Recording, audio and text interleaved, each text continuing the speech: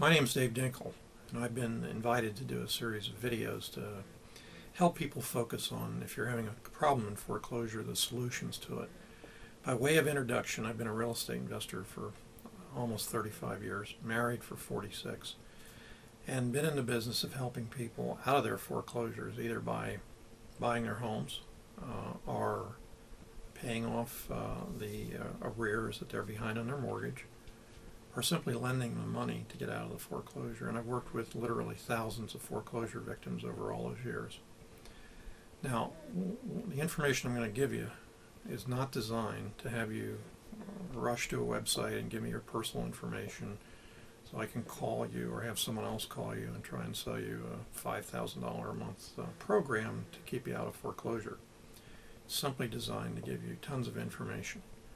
I wrote what I consider to be the best-selling book in the industry on stopping foreclosure. It's called 32 Ways to Stop Foreclosure. It's at a website called www.stopmyforeclosuremess.com.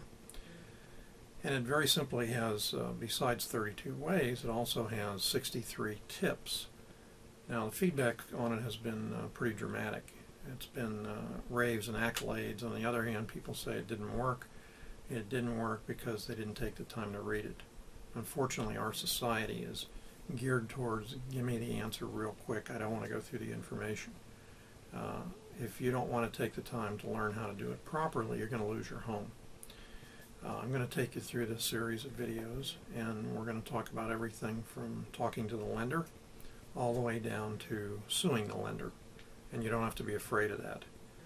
Now, one of the things that comes up all the time, and I ask attorneys every time I see them who are in foreclosure defense, how long are you keeping people in their homes?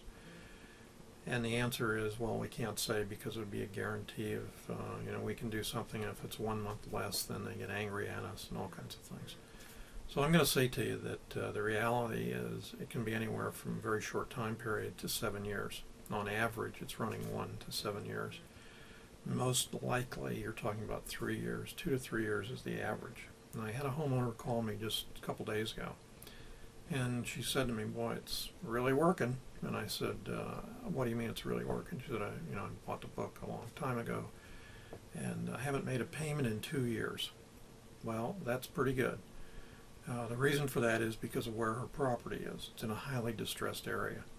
But even if you're not in a highly distressed area, even if you're in an area where homes are selling very quickly, I still have solutions for you to keep your home. The question becomes, do you want to keep it, and can you afford to keep it? A lot has changed in the industry, and it's changing rapidly, and I'm updating this information constantly.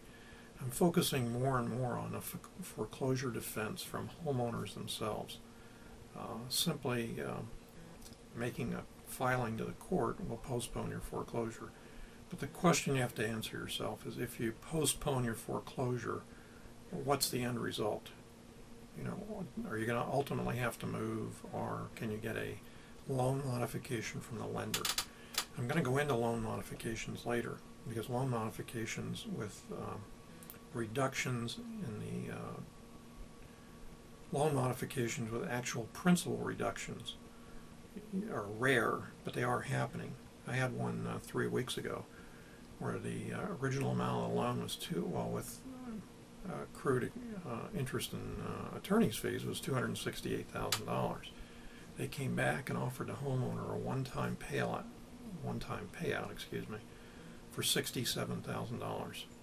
And I'm going to talk about both short pays and short sales. There's a big difference between the two of them. Even attorneys have asked me the question, what's a short sale? I'm going to cover that in a following video.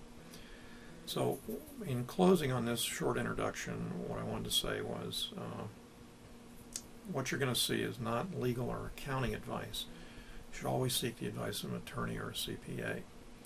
The fact that I have 13 degrees or professional designations does not make me an attorney. I'm here to help you.